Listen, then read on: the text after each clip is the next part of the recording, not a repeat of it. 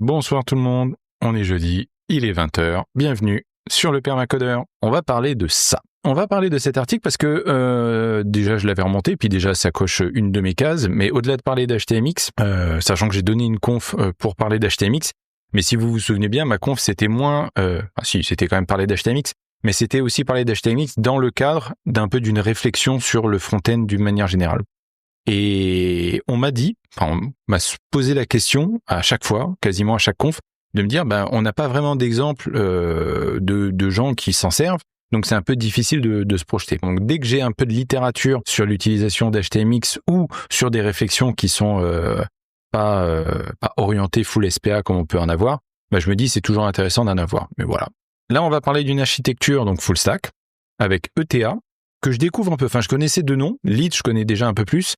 Et HTMX. Et je me dis, j'en ai vu des choses qui avaient été faites avec de l'HTMX. Moi, ma conf parlait de HTMX en Rust. Il y avait pas mal de HTMX avec du Go, notamment avec Temple. Et là, c'est intéressant parce que pour le coup, c'est de l'HTMX dans un cadre JavaScript. Et ça, c'est intéressant parce que pour le coup, tout le monde n'a pas forcément envie de changer son langage de prédilection ou du moins de jongler avec un différent langage entre le front et le back ou sur la partie web component, ce que j'appelle front et sur la partie back pour du rendu serveur. Donc voilà. Donc même constat au départ, c'est le fait de pas forcément opposer SPA et MPA, mais the SPA will give you rich interactivity but often at the cost of massive JavaScript bundle. Et ça, c'est vrai que le coût des bundles JavaScript, c'est encore aujourd'hui quelque chose qui n'est pour moi pas résolu, enfin du moins qui nécessite une réflexion, même si le tooling a beaucoup évolué, mais c'est pas quelque chose qu'on peut roll out aussi simplement que ça, malgré toutes les promesses des différents outils. Et ça s'améliore, mais bon. C'est quand même un sujet. Architectural complexity, ouais. Et surtout, moi, je pense qu'au-delà de ça, c'est surtout le fait d'essayer de faire à un langage qui n'est pas prévu pour ça à la base, JavaScript, des choses qui sont pas simples, même si on peut faire énormément de choses avec le JavaScript, c'est pas la question. Mais en tout cas, de le faire de manière à ce que ça soit maintenable dans le temps sans perdre des points de santé mentale, c'est possible, mais c'est compliqué. Et je le vois tous les jours sur les projets que je trace, et puis vous aussi, j'imagine. Et puis effectivement, quand on vient des MPA, le multi-pudge application, c'est pas spécialement, c'est un peu clunky, voilà. Et tous les SPA viennent pas de nulle part. Et j'aime beaucoup cette approche-là, le fait de se dire, OK, maintenant qu'on a fait ce grand détour par les SPA, et c'est marrant parce qu'en fait, dans l'article, je vais pas trop revenir dessus, mais il y a cet aspect on a fait un grand détour, mais l'idée, c'est de se dire, est-ce qu'on peut bénéficier du meilleur des deux mondes? Et eux, en fait, ils sont partis sur une stack avec donc 3 technologies. ETA pour la partie templating server-side, l'équivalent de Temple où j'avais parlé de mode côté Rust, HTMX donc pour toute la partie interactivité, et Lit Web Components pour la partie côté front, avec la partie stateful. Donc, c'est intéressant parce que j'ai pas envie de dire c'est un skill issue, mais ils ont vraiment ce focus de dire qu'ils veulent dramatiquement réduire. C'est-à-dire qu'ils avaient, c'est l'exemple qu'ils donnent en dessous, en termes de taille de bundle, leur app elle fait 151, alors que l'équivalent, j'imagine, en React ou en Next, etc., c'était au moins 5 fois plus. Et alors que je sais que pourtant, pour en avoir discuté avec différents experts sur le sujet, on peut quand même faire tomber les bundles très très bas. Je suis quand même étonné que malgré ça, et je pense qu'ils ont dû essayer quand même avant de vouloir réinventer la roue, qu'ils avaient quand même des tailles de bundle. Je pense qu'on n'a pas assez de recul vraiment sur la partie métrologie. Donc si vous avez des inputs, des liens, etc., sur des comparatifs vraiment très pragmatique, data des bundles JS et des éventuels. Alors je sais que les comparaisons sont difficiles parce qu'on fait pas exactement les mêmes applications. C'est beaucoup d'énergie de faire la même application, mais d'avoir au moins une réflexion sur quels sont les bundles qui sont envoyés, que ce soit du React, de l'Angular, du Vue, etc.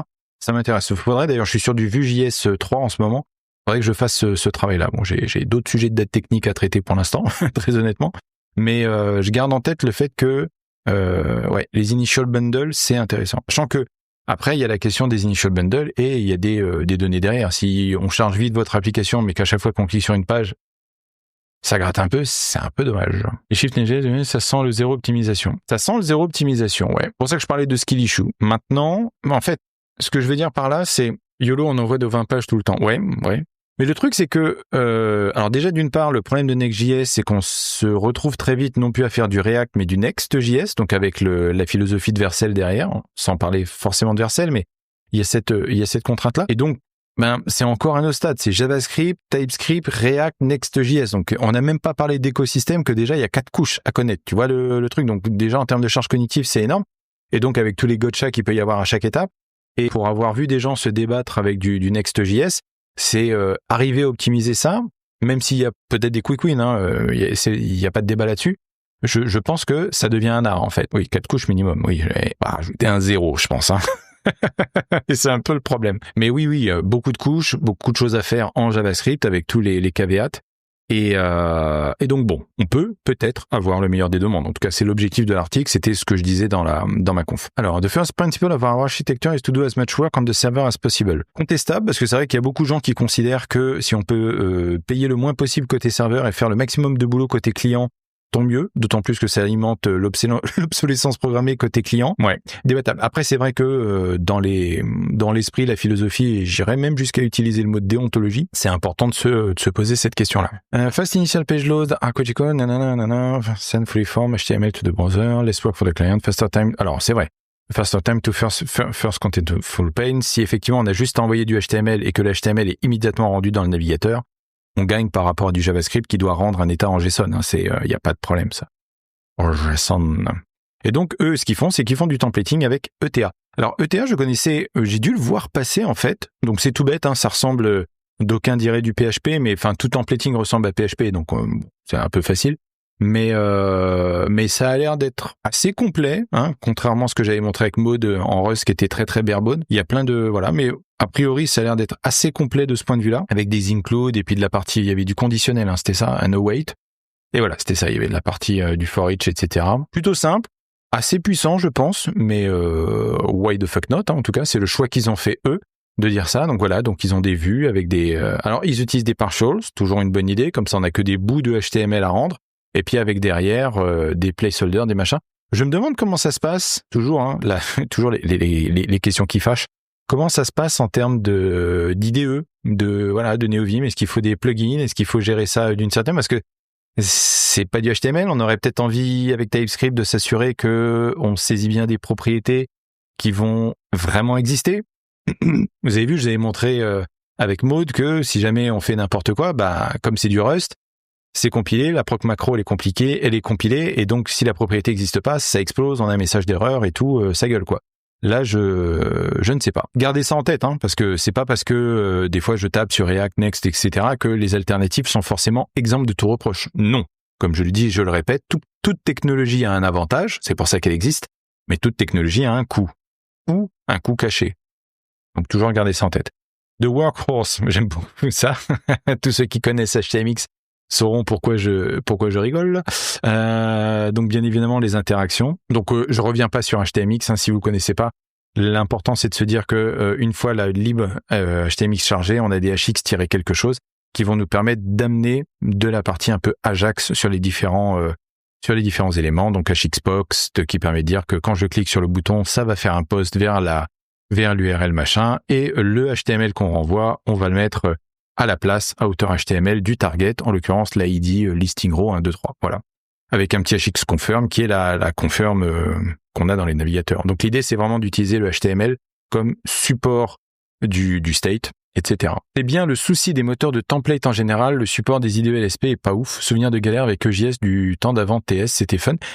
Et pas que, même à l'époque d'Angular, il avait fallu avoir des trucs particuliers en Angular. Moi, je me rappelle à l'époque, je faisais déjà ça en NeoVim, et c'était une purge. Il y a le sujet des single file components de Vue à l'époque, pas qu'à l'époque, puisque c'est encore le cas en Vue 3, où le LSP était pas d'équerre, quoi. Il fallait un bout de LSP sur un bout pour la partie HTML, un bout de LSP pour la partie CSS, un bout de LSP pour la partie JS. C'était du rail. C'était du rail. Et ça l'est encore, je pense encore maintenant. Mais bon, là, côté HTMX, en tout cas, c'est du HTML. On renseigne les trucs qu'on a à renseigner. Bon, sachant que, on le verra, on peut mettre, comme c'est dans l'HTML, on peut le mettre dans tous les endroits où il y a du HTML, notamment les web components. Donc voilà, donc là, il paraphrase totalement ce que j'ai dit. Enfin, c'est moi qui paraphrase. Ça, je suis totalement d'accord, là, l'histoire de ce simple pattern couvre 90% de nos besoins clients. Et c'est vrai que quand on regarde, on passe notre temps à soumettre des formulaires d'une manière ou d'une autre, ou à cliquer sur des boutons. Enfin, on est sur des interactions qui sont très très légères. C'est rare les fois où on a besoin d'avoir un graphique qui se met à jour en temps réel avec des rendus en Canva, etc. C'est pas le cœur de nos applications. D'une manière générale, nos applications, c'est du CRUD, c'est du formulaire, c'est de l'affichage de données en liste. Et ça, HTMX fait ça royalement. royalement. Encore une fois, hein, c'est jamais tout ou rien. L'idée, c'est d'avoir différents outils et de savoir s'en servir. Ah oui, Lit. Oui, donc voilà. Donc maintenant, il faut qu'on parle un peu de Lit, parce que le fait est que HTML est ce qu'il est, c'est-à-dire qu'il n'y a pas des composants pour tout gérer, et donc si on a besoin de composants un tant soit peu plus sachants, bah, il nous faut des web components. Et Lit, pour le coup, c'est vraiment pas mal. Alors, je vais zoomer un peu. C'est vraiment pas mal. Ça permet de définir assez simplement des web components. Là, pour le coup, on est sur du TypeScript, donc ça, y a pas de, juste du JS. Ah non, il y a les deux, il y a JS et TS. Donc voilà, des trucs tout bêtes, puis avec des décorateurs, machin, pour gérer la partie réactivité, etc. Donc, moi, je conseillerais quand même d'essayer au plus possible de faire des web components, de base, classique, canal historique. Et, Lit, ça peut être intéressant s'il commence à y en avoir beaucoup, mais après, ça se fait très bien, quoi. Ça a été fait pour, hein, je veux dire, après tout, bon, je rentre pas spécialement dans les spécificités de Lit, creusez-le si vous connaissez pas, mais voilà, je pense que avant qu'on ait tout un tas de facilités puis des librairies comme Lit, etc. Oui, bien sûr, c'était pas spécialement facile de faire des web components. Maintenant, il y a quand même vachement mieux, quoi. Ouais, non, c'est cool. Putain, je regarde en même temps s'il y a des trucs nouveaux, parce que des fois je découvre en même temps. Oui, voilà, donc après on s'en sert, voilà, en lui passant le nom. Il y a un héritage des HTML Element, donc on reste quand même très très proche de ce que c'est. Ah oui, d'accord. Donc après on peut s'en servir pour avoir un document create element my element qui a été défini dans Lit, et donc on peut lui spécifier une propriété, et donc c'est type safe. Ok. Ah voilà, ça rejoint ce que je disais plutôt sur la partie ETA, sur le fait d'être type safe. Là pour le coup, Lit, ils ont pris en compte ce genre de choses. C'est cool, ça. C'est cool parce que ça veut dire qu'on peut s'en servir en dehors de toute considération de framework. Donc ouais, très très bon choix. Et là, comment ils font? Ah oui, d'accord. Donc là, ils combinent les deux. Ils combinent le templating de ETA en disant voilà notre vue avec les includes qui vont bien, j'imagine. Et donc après, voilà, là on récupère le web component, on lui passe les paramètres qui vont bien, avec une petite partie templating qui va injecter les parties JavaScript, enfin voilà, les bouts du Pojo là. D'accord, c'est un composant qui permet de faire de la pagination. Oui, il va apprendre à lire à un moment donné. C'est toujours foireux pour le rendu serveur de mes derniers tests, il faut vraiment que ce soit scopé à du client only. Ok, effectivement, que ce soit scopé à du client only. Ouais, je vois ce que tu veux dire. Ah, pratiquer, ouais, ok. Previous an X button with local click handlers, ça c'est ce que j'avais fait en Rust, moi. Click this and before previous. Ok, donc ok. List of page numbers, this page number HTML, d'accord. Donc à chaque fois on utilise la fonction de template string HTML pour faire du rendu et de passer en même temps. Donc là oui, là pour le coup on est type safe puisque on passe par ça. Ah oui, il y a Shikvals que j'avais utilisé dans mon POC là dans la dernière version du POC. Effectivement, en préfixant avec JS, on peut dire à HTMX d'exécuter en fait cette partie de JavaScript, enfin en l'occurrence celle qui est dans les accolades quand on clique dessus. C'est-à-dire que dynamiquement en fait quand on va cliquer sur le bouton, la fonction create payload va être exécutée en lui passant le page number du web component sur laquelle on est, et donc il va générer le payload. Donc effectivement, comme elle est globale, elle accède au state global de l'application, elle va faire ce qu'on a à faire, et donc elle package tout pour faire un joli petit JSON pour la requête post. Bah oui, parce qu'on a le droit de faire, on a le droit d'envoyer du JSON. Il n'y a pas de souci. De toute façon, on va appeler le serveur. Ah ouais, alors le composant qui gère la pagination. When you click next or preview, list click handlers update the component internal page property and re-render the list of page. Oui, effectivement, ça c'est les affordants de Lit, justement de permettre. Alors est-ce qu'on le voit Oui, c'est ça, le @click. Donc c'est vrai que ça gère cette partie-là. Et je pense qu'il ne doit pas faire que ça. D'accord, the Island Model in Action. The composite is a stateful unit that plays by the hypermedia rule of the rest of the application. Et là, en fait, dynamiquement, dans le composant, on va rendre la liste des page numbers. Donc ça, on est sur les nombres de pages. Ok. Et donc le fait de dire est-ce qu'on rajoute la classe active ou pas active. Moi, je trouve ça pas mal, hein. Ça, c'est foufou, du coup. Lit crée du HTMX. Bah ouais. Je l'avais fait, moi, dans mon composant, effectivement. Et, j'avais utilisé HXVals, justement, pour cette raison-là. Bah ouais. Non, mais en fait, c'est logique, parce que on renvoie du HTML, mais en fait, HTMX n'est que du HTML. Si on voit HTMX comme une extension du HTML, c'est parfaitement cohérent. Bon, allez, le View Transition API, c'est dingo. Moi, je trouve que j'avais vu une conf là-dessus, et, c'est super, ouais, c'est smooth, en l'occurrence. Ah ouais? Je savais même pas. Tu vois, en plus. HTMX automatically wraps its domain temp in the document start view transition. Ok. The browser then intelligently handles the crossfade animation between the old and new content. Il est bon ce Carson Gross, hein? But what if you don't want your transition for every single interaction? We've accounted for that too. We added a simple event listener that checks for data no transition attribute on the element that triggered an HTMX request. If it found one, it temporarily disabled the transition. Ah oui, parce que HTMX a ses events, effectivement. Et donc, on peut binder des choses sur les events d'HTMX. Donc là, en before request, donc ils l'ont activé au global. Et donc, à chaque fois qu'il y a une requête, il cherche no transition. Et là, il lui a no view transition. OK. Et après, il l'enlève. C'est marrant, ça. Simply disable the transition when that class is present. Oui, forcément. OK. Propre, quelques lignes de CSS, un petit bout de JavaScript. Donc voilà, c'est ça. ETA rend la page initiale avec la table et donc la pagination en bas. C'est ce qu'on avait vu plus haut. Fast Content Rich. Donc effectivement, on a ça comme rendu côté serveur. C'est directement du HTML avec le Web Component. Donc il y a le petit bout de JavaScript du Web Component qui est envoyé. Donc c'est ça qui est envoyé en termes de bundle. Lit est chargé avec la page. Et puis après, il y a HTMX qui est chargé. Best of both worlds. Je pense qu'effectivement, quand on regarde un petit peu, qu'on prend du recul là-dessus, ce genre d'approche, c'est super efficace. Ça fonctionne très bien par rapport à ce qu'on veut en termes d'application en général. Ouais, en fait, c'est ça. Je pense que sur des réflexions d'appli qui sont relativement légères, qui sont plutôt du CRUD, qui ont pas 50 écrans, ça suffit en fait. Il y a peut-être certains endroits, il va falloir commencer à charger peut-être un truc extrêmement réactif, mais de plus en plus, je me pose la question de même pour du réactif, est-ce qu'un web component, alors avec Lit ou avec autre chose, hein, et ça ferait pas le taf. Là, c'est light, ça revient un peu en arrière. J'aime bien. Ouais, mais il faut faire confiance à son gut feeling. Tu vois, le j'aime bien, moi, c'est ça aussi. On n'échappera pas non plus, comme je disais, il faut quand même avoir la partie de charger HTML, charger Lit. Mais après, tout ça, c'est avec des CDN. On peut se dire que ça, au moins, c'est plutôt géré. Mais le fait d'avoir une quantité phénoménale de JavaScript pour gérer la partie routing, etc., ouais, c'est... En fait, c'est ça. J'aimerais arriver à challenger et à me dire, avoir des vrais arguments contre. C'est vrai de se dire quand est-ce que c'est des anti-patterns, etc. Mais à part me dire, c'est vraiment dans des cas d'application très bourrines, très intensément réactives, etc., que ça pourrait trouver sa limite. Mais finalement, c'est très peu d'applications. Très peu d'applications. Parce qu'on a quoi? On va avoir les blogs, on va avoir les trucs qui ressemblent à des CMS, on va avoir, ce que je disais, les CRUD. Il va y avoir donc des applications, des fois, qui sont intensives. Je sais pas, un jeu vidéo, alors... Pas forcément, parce qu'il y a des gens qui ont réussi à faire des jeux vidéo 3D avec de l'HTMX et du CSS 3D. Mais à voir, ouais. Anti-pattern pour du PWA, du local first. Ok. Effectivement, c'est pas spécialement chercher loin. Et puis en plus, on peut considérer que c'est un peu le sens de l'histoire. Mais oui, effectivement, c'est vrai qu'on parle pas assez du local first. Je me dis, en fait, tout dépend de comment on gère la partie serveur, entre guillemets. Si c'est quelque chose qu'on peut...